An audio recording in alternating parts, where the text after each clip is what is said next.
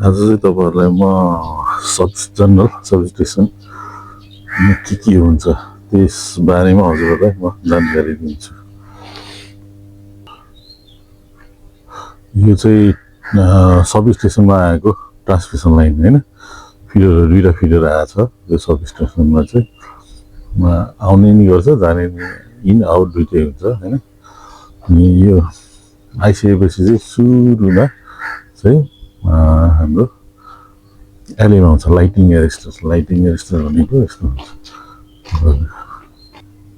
सुरुमा चाहिँ एलएमा आउँछ है, यसरी ट्याप भएर। अनि यो भनेको हाम्रो एलए काउन्टर भयो है, के कति लाइटिङ ट्रान्समिसन लाइनमा लाइटिङ पऱ्यो भनेदेखि अब यसले चाहिँ काउन्ट गर्छ है। त्यसपछि एलएपछि चाहिँ हाम्रो PT CVT PT potential transformer आउँछ। यसरी पोटेन्सियल ट्रान्सफर्मर चाहिँ यो तपाईँले कसरी चिन्ने भन्दाखेरि यो चाहिँ माथिबाट इन भएर होइन प्यारलली कनेक्टेड हुन्छ। तल चाहिँ यसको वाइन्डिङ हो, यो चाहिँ सिबिटी भयो है।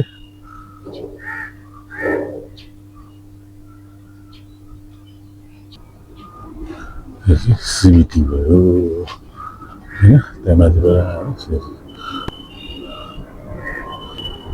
अनि यो जुन स्टिल स्ट्रक्चरहरू छ सर्भिसेसमा भएको यसलाई ग्यान्ट्री भन्छ होइन, ग्यान्ट्री भन्छ। त्यो चाहिँ डाइरेक्ट त्यहाँबाट ग्यान्ट्रीमा बसे आएको हुन्छ, अनि भित्रबाट ट्यापिङहरू गरे हुन्छ है त। अनि सिबिडी पछि चाहिँ हाम्रो लाइन आइसोलेटरमा आएको हुन्छ होइन। लाइन आइसोलेटरमा चाहिँ तपाईँको अर्थ स्विच पनि हुन्छ, यो तल देख्नु भएको छ यो अर्थ स्विच भयो, यो आइसोलेटर भयो होइन। यो आइसोलेटर कन्ट्रोल बक्स भइहाल्यो। अनि त्यसपछि हाम्रो सिटीमा जान्छ है, यो चाहिँ तपाईँको सिटीको स्ट्रक्चर भयो होइन। सिटीको चाहिँ माथि वायर हुन्छ होइन, यस्तो टाइपको देखिन्छ, इनबाट आउट हुन्छ, सिरिजमा कनेक्टेड हुन्छ। यो पनि 5-4 सिटी भयो है। सिटी पछि चाहिँ हाम्रो SF6 सर्किट ब्रेकरमा हुन्छ, यो चाहिँ SF6 सर्किट ब्रेकर हो है त। तपाईँलाई अलिकति यो चाहिँ सिङ्गल पोल टाइपको, यो चाहिँ अलिक डिफ्रेन्ट टाइपको पनि अलिकति देखाउँछ तपाईँलाई है। त्यसपछि चाहिँ यो बस आइसोलेटरमा जान्छ है। बस आइसोलेटर भयो, बस आइसोलेटर पछि त्यसपछि माथि हाम्रो बस बारमा जाने। यो चाहिँ कन्डक्टर बस बार छ यहाँ चाहिँ अब तामाको है। अहिले नयाँ नयाँ सब स्टेसनहरूमा यो चाहिँ तपाईँले देख्न पाउनुहुन्छ है। यो सोलिड बस बार हुन्छ एल्युमिनियमको है। यो चाहिँ अलिक पुरानो सब स्टेसन हो, त्यो कारणले गर्दाखेरि यसमा चाहिँ कन्डक्टर बस बार छ। अहिले कन्डक्टर बस बारहरू रियल्ली नै तपाईँहरूले देख्न सक्नुहुन्छ है। अघि तपाईँहरूलाई मैले भने होइन, सुरुमा चाहिँ ट्रान्समिसन लाइनपछि लाइटिङ एरेस्टर, त्यसपछि सिबिटी, त्यसपछि लाइन आइसोलेटर, सिटी, अनि एसएसपी सर्किट ब्रेकर, अनि बस आइसोलेटर आएर बसमा जुन जान्छ। यतिको एरेन्जमेन्टलाई चाहिँ हामी एउटा बे भन्छ है। यो चाहिँ अब तपाईँ जुनसुकै 66, 132, 220 जुन जुनमा गए पनि यही चाहिँ तपाईँको आर्किटेक्चर फलो हुन्छ है, त्यस्तै हुन्छ। त्यसरी नै अर्को बिहेमा पनि त्यस्तै नै हुन्छ है त, यो फिडरहरूको बिहेमा चाहिँ। तर अब ट्रान्सफर्मरमा चाहिँ फरक पर्छ है। अनि यो चाहिँ हाम्रो बस सिटी भयो है।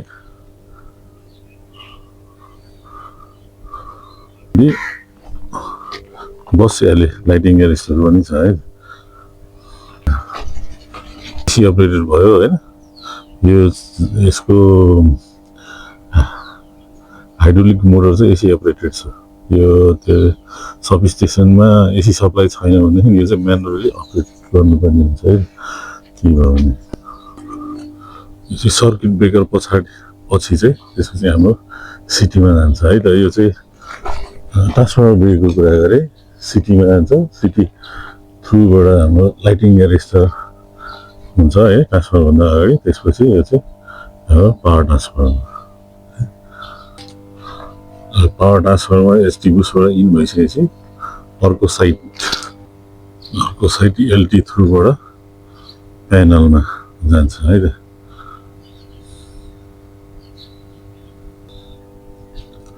यो चाहिँ 30 MB पावर ट्रान्सफर भयो होइन यो अगाडि देखिएको यो फ्याडर झुन्डिएको रेडिएटर भयो है ट्रान्सफर्मरको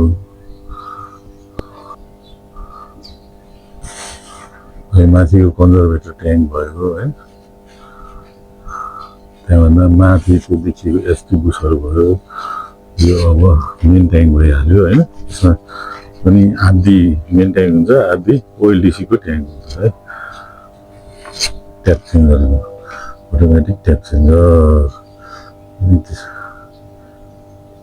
त्यसपछि तपाईँले यहाँनिर यो देख्नुभएको गेट भल जस्तो चाहिँ बुचस रिले भयो है त बुकल्स रिले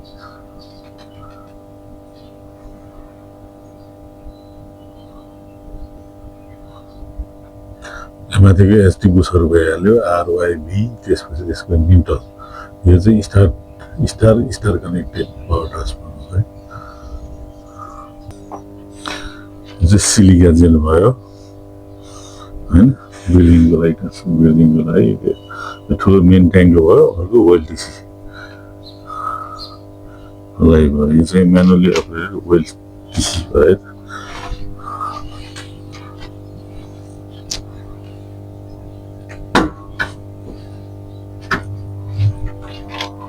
यस्तो हुन्छ है म्यानुअली गर्दाखेरि चाहिँ यो रड चाहिँ यहाँनिर छिराएर चाहिँ घुमाउनु पर्ने हुन्छ र एक ट्याप चेन्ज गर्नको लागि 30 चोटि घुमाउनु हुन्छ 30 रिभोल्युसन्स घुमाइसकेपछि अनि बल्ल एक ट्याप जान्छ अहिले ट्याप 12मा छ है त हाम्रो अर्को अब यहाँ इलेक्ट्रिकल पनि हुन्छ रिमोटली पनि हुन्छ है त डिटेलली चाहिँ अरू भिडियोहरूमा दिउँला होइन जानकारी अनि त्यसपछि चाहिँ यो एलटी बुस यहाँनिर जान्छ होइन एलटीबाट बुसबाट निस्केर लाइटिङ एरेस्टर हुँदै हाम्रो कन्ट्रोल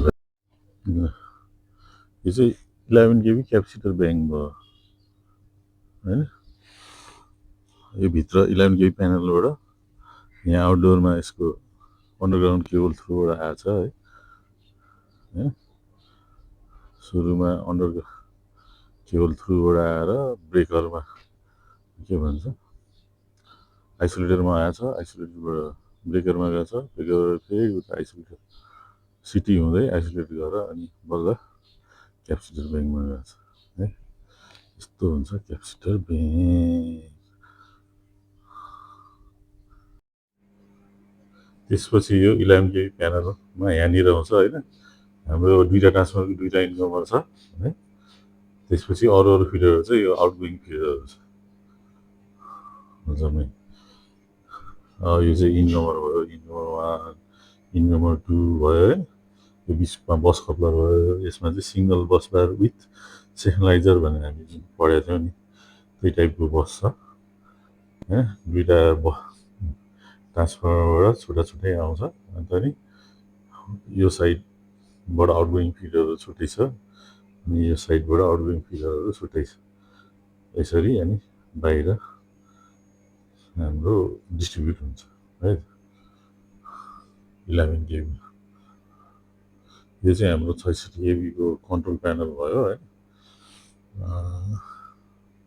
अब यहाँ बाहिर ब्रेकरहरू आइसोलेटरहरू चाहिँ यहीँबाट कन्ट्रोल हुन्छ है यो स्विचबाट यो टगल स्विचहरू हुन्छ अब यसमा चाहिँ जनरली है यो भनेको एनाउन्सिएटर भयो होइन यो पनि मिटरहरू भयो यो बिचको मल्टिफङ्सन मिटरहरू भयो है अरू ए मिटर भोल्ट मिटर होइन वाटर मिटरहरू छन् त्यसपछि यहाँ सेलेक्टर स्विच भइहाल्यो होइन भोल्टेजको करेन्टको चाहिँ आरवाइबी सेलेक्ट गर्नुको लागि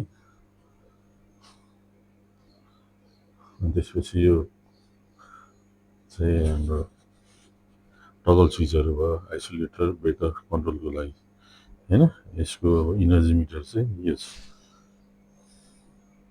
यहाँ चाहिँ तपाईँले यो चाहिँ लगभग 1987मा बनेको सब स्टेसनहरू हो है अब अहिले नयाँ कन्ट्रोल प्यानलहरूमा यस्तो हुन्छ अझै योभन्दा नि एडभान्स हुन्छ होइन मिटर कम पहिलाको तपाईँलाई देखाउने मौका पाइयो यो चाहिँ यस्तो हुन्छ यो माथि एनाउन्सेटर भयो पहिलाको अब एमिटर वाट मिटर भार मिटरहरू चाहिँ यस्तो डायल टाइपको हुन्थ्यो होइन सेलेक्टर स्विचहरू पनि यस्तो हुन्थ्यो है अनि त्यसपछि टगल स्विचहरू जुन भने यस्तो हुन्थ्यो इन्डिकेटरहरू है अनि यो चाहिँ इनर्जी मिटर भयो ल हेर्नुहोस्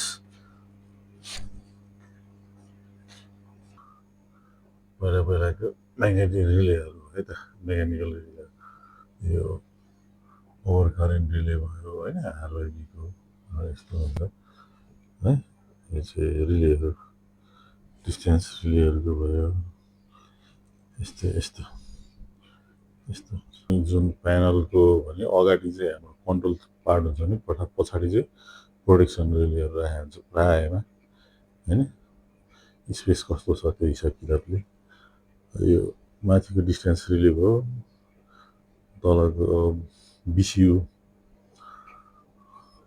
भयो यहाँ ओभर करेन्ट रिले भयो अनि अरू एक्जिलरी स्विचहरू